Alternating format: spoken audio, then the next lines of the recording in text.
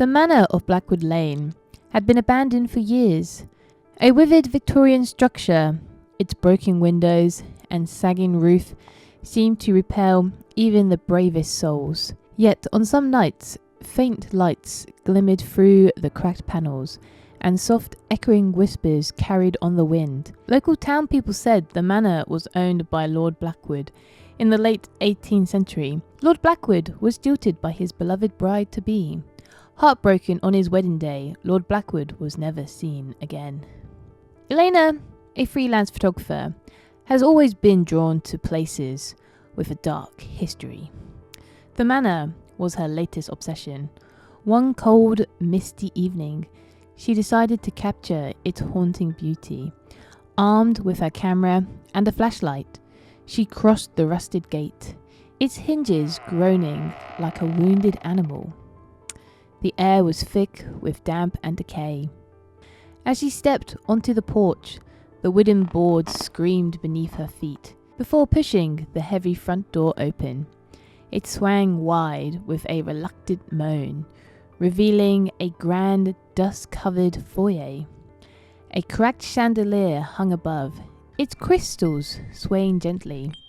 How odd, Elena thought. There was no breeze to cause the chandelier to sway. Elena took a deep breath and began snapping photos.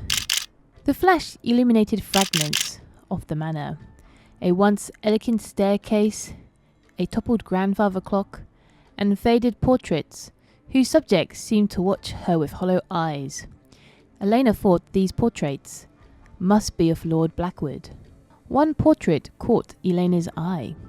It was Lord Blackwood on his wedding day, but the bride nowhere to be seen. Just Lord Blackwood at the altar with a despaired look in his eyes.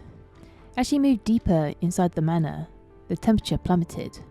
Her breath came out in visible puffs.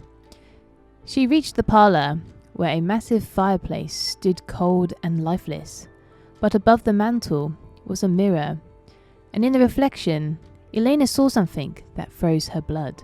A man, dressed in a decaying black wedding suit, standing at the front of the stairs. When she turned to look, the room was empty. Telling herself it was a trick of the light, Elena raised her camera and took another photo.